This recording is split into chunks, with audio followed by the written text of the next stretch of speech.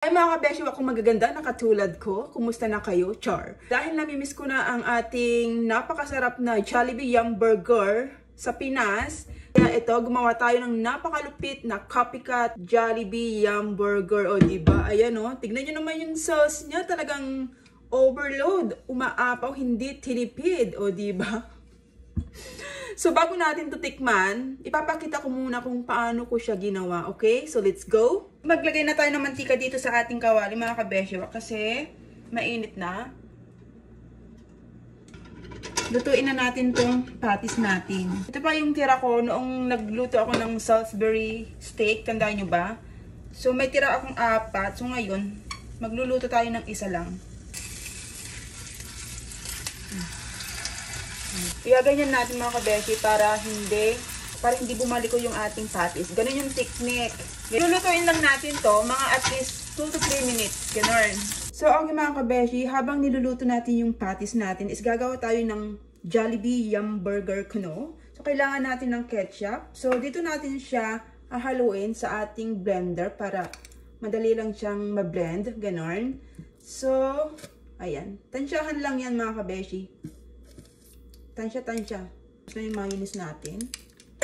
Ano natin bumili ng mayonnaise. So, okay na yan siguro. And then, lalagyan natin ng paminta. Pamintang durog po yung nilagay natin. So, ngayon, panahon na para i-blend natin sila para maghalo-halo silang lahat. Okay? Naiintindihan nyo ba mga kabeshi? Char. So, tikman na nga natin. Pwede na. Tapos, ito pala yung gagamitin nating tinapay natin sa ating Jollibee Yum Burger. So, excited na ba kayo? So, wait lang, okay? Masyadong excited. Pinainit ko na yun ng konti sa may kawali. Tapos, ilalagay na natin itong keso natin dyan. Yung patty. Ayan. Ito yung sikreto ng ating Jollibee Yum Burger. O, diba? Ayan.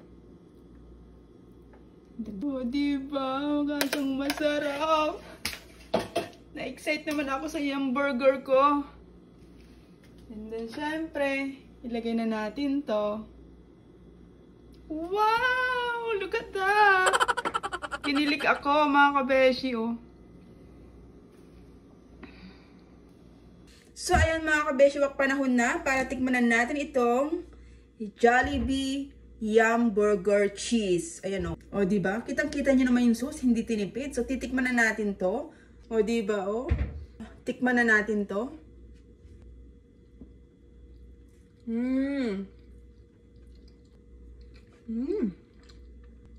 Perfect! Ang sarap! As in, pwede na. May pagkahawig sa Jollibee Yum Burger mga kabeshi wak. Sobrang namimiss ko na talaga yung Yum Burger sa Jollibee. So, may Jollibee naman po dito sa Amerika. Kaya lang, pili lang po yung kung saan mayroon sila. Wala dito sa Alabama. So, talagang gumawa ako ng paraan para yung cravings ko is masustain. Ano daw? Para yung cravings ko is mapagbigyan ko ba? So, ayan o. Tignan nyo naman. O, diba? Yung cheese niya o.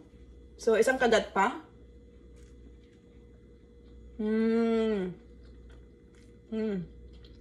sarap. Pwede na siya mga kabeshiwak. Gayahin nyo to, super easy lang siya.